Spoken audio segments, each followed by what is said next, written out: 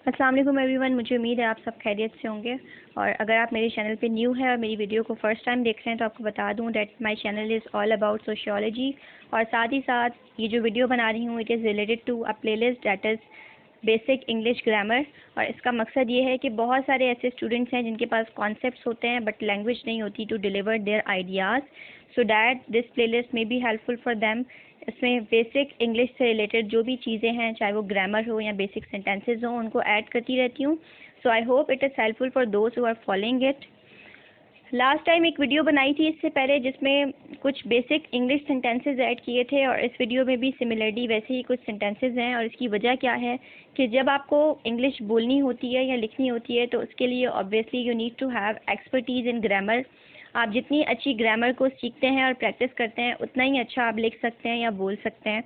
But बहुत सारे ऐसे कॉमन सेंटेंसेस भी होते हैं जो कि डेली लाइफ में हमें यूज़ करने होते हैं। अगर हम इन सेंटेंसेस को भी सीख लें तो कुछ ना कुछ एटलीस्ट हम डेली बेसिस के ऊपर कम्युनिकेशन में, कॉन्वर्सेशंस में इन सेंटेंसेस को यूज़ करके इंग्लिश बोल सकते हैं। सो वो कुछ सेंटेंसेस कौन कौन से हैं, उनमें से कुछ ऐसे हैं जो इस वीडियो में ऐड किए हैं।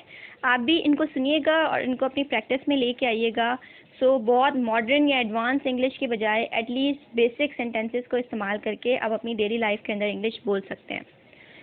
पहला सेंटेंस है, अक्सर ऐसा होता है किसी की बात हमें पसंद नहीं आ रही होती, कोई ऐसी बात कर देता है जो कि मुनासिब नहीं होती, अप्रोप्रिएट नहीं होती, और हम उसे कहना चाहते हैं कि आप अपनी ज़बान संभाल कर बात कीजिए, तो आप कहेंगे माइंड योर लैंग्वेज। अगर आप किसी को बताना चाह रहे हैं कि मैं परेशान हूँ, आपको किसी भी तरह की एंजाइटी है, फ्रस्ट्रेशन है, टेंशन है, तो आप कहेंगे आई एम वरीड। अगर आप किसी से मदद मांगना चाह रहे हैं तो सबसे पहले जब भी हम किसी से किसी चीज़ की हेल्प लेते हैं, कोई हम पे किसी तरह की मेहरबानी करता है, तो हम प्लीज़ का वर्ड ज़रूर यूज़ करते हैं किसी से कुछ मांगते हुए। सो आप यूज़ करेंगे प्लीज़ हेल्प मी, मेरी मदद फरमाइए, प्लीज़ हेल्प मी। अगर आप किसी काम पे एंड करना चाह रहे हैं, वाइंड अप करना चाह रहे हैं, यू वांट टू से बस हो गया, तो आप कहेंगे इनफ इज़ इनफ। अगर आप किसी को बताना चाह रहे हैं कि मैं महफूज हूँ, जैसे लास्ट डे में फेसबुक पे ये बहुत ट्रेंड था बारिशों की वजह से कि एक ऐसी ऐप थी जिसमें पूछा जा रहा था कि आप सेफ हैं या नहीं, अपने बारे में बताइए। तो जब आप किसी को बताना चाह रहे हैं, शो करना चाह रहे हैं कि आप सेफ हैं, महफूज हैं, तो आप कहेंगे आई एम सेफ। इसी तरह से जब किसी भी चीज़ की तरफ आप आइडेंटिफाई करना चाह रहे हैं, पॉइंट आउट करना चाह रहे हैं दैट समथिंग इज़ इम्पॉर्टेंट, कोई चीज़ है जो कि अहम है, तो आप कहेंगे इट इज़ इम्पॉर्टेंट। अगर आप किसी को कहना चाह रहे हैं कि वो तुम्हारा वक्त था, तो आप कहेंगे दैट वाज योर टाइम। अगर किसी काम को करने के लिए, किसी बात को करने के लिए आप शो करना चाह रहे हैं कि ये मुनासिब वक्त है, ठीक वक्त है, आप अभी बात कर सकते हैं, तो आप कहेंगे इट इज़ हाई टाइम। मुनासिब वक्त के लिए हाई टाइम का वर्ड यूज़ करते हैं। अगर आप किसी की बात से अग्री करना चाह रहे हैं, बिल्कुल ठीक है, ओके है, तो आप एग्जैक्टली या एब्सोल्युटली का वर्ड यूज़ करते हैं। अगर कोई चीज़ मुमकिन है, आप किसी को शो करना चाह रहे हैं कि ये बात बिल्कुल मुमकिन है, ये काम बिल्कुल मुमकिन है, तो आप कहेंगे इट्स क्वाइट पॉसिबल। अगर आप किसी को कहना चाह रहे हैं कि मैं इंतज़ार नहीं कर सकता या नहीं कर सकती, तो आप कहेंगे I can not wait. Can का वर्ड यूज़ होता है जब आपने शो करना होता है कि आप कोई काम कर सकते हैं, और नहीं कर सकते तो कैन नॉट का वर्ड यूज़ होता है। सो आई कैन नॉट वेट। इसी तरह से अगर आप किसी से कहना चाह रहे हैं कि मुझसे बहस ना करें, तो आप कहेंगे don't argue with me. Argue का मतलब होता है बहस करना, तकरार करना। इसी तरह से अगर आप किसी से कहना चाह रहे हैं मेरा सब्र मत आजमाएं, तो आप कहेंगे don't try my patience. Patience का मतलब होता है सब्र। इसी तरह अक्सर ऐसा होता है हमारे पास हमें कॉल आती है, लोग किसी के बारे में पूछ रहे हैं, आपके वालिद साहब के बारे में पूछ रहे हैं, आपकी सिस्टर ब्रदर के बारे में पूछ रहे हैं, या कोई घर पे आता है और किसी के बारे में पूछता है और आप उनसे कहना चाह रहे हैं कि वो घर पे नहीं है, तो आप कहेंगे he is not at home. At तब यूज़ होता है, एट इज़ अ प्रेपोजिशन, और ये तब यूज़ होता है जब आप किसी स्पेसिफिक प्लेस की बात कर रहे होते हैं, जैसे I am at school, I am at office, I am at home, I am at coaching centre. So आप एट यूज़ करते हैं। वो घर पर नहीं है, he is not at home. अगर वो लड़की है तो आप कहेंगे she is not at home. अगर ज़्यादा हैं तो आप कहेंगे they are not at home.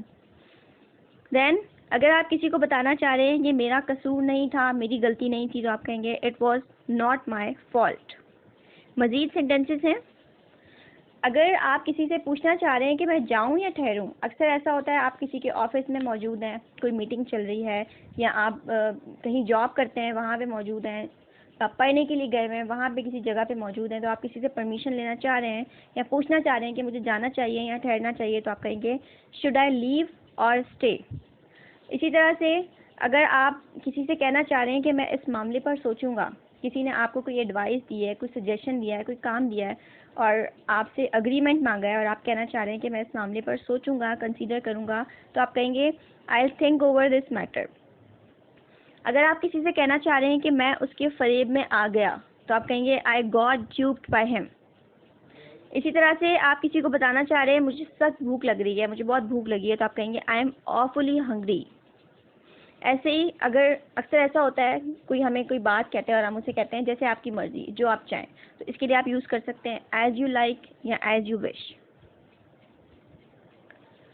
किसी काम के लिए किसी को मना करना है, कंप्लीटली मना करना है, डिसएग्रीमेंट है, तो आप कहेंगे नॉट एट ऑल।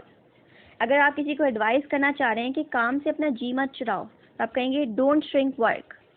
अगर आप किसी से कहना चाह रहे हैं अपना तवाज़ुन मत खोएं, तो आप कहेंगे डोंट लूज़ योर टेम्पर। इसी तरह से अगर आप किसी को एडवाइस करना चाह रहे हैं बेकार में मत बैठो, कोई काम कर लो, तो आप कहेंगे डोंट सिट आइडल। अगर आप किसी को एडवाइस करना चाह रहे हैं नंगे पाँव बाहर ना जाओ, अक्सर ऐसा होता है हमारे घर में छोटे बच्चे होते हैं जो कि नंगे पाँव घूम रहे होते हैं, सो आप उन्हें कहना चाह रहे हैं कि नंगे पाँव ना घूमें, नंगे पाँव बाहर ना जाओ, तो आप कहेंगे डोंट गो आउट बेयरफुटेड। सो ये वो सेंटेंसेस हैं जो कि आम ज़िंदगी में हमें ज़रूरत पड़ती रहती है बोलने की, और अगर आप इन सेंटेंसेस को मेमोराइज़ करें और इन्हें अपनी प्रैक्टिस में लेके आएँ, तो यकीनन कुछ ना कुछ इंग्लिश के सेंटेंसेस आप बोल रहे होते हैं डेली लाइफ में। एटलीस्ट आप अपना इंग्लिश बोलने का शौक पूरा कर सकते हैं। So I hope this video was helpful for you all, and I'll be uploading more related content inshallah in the coming videos. Till then, take care and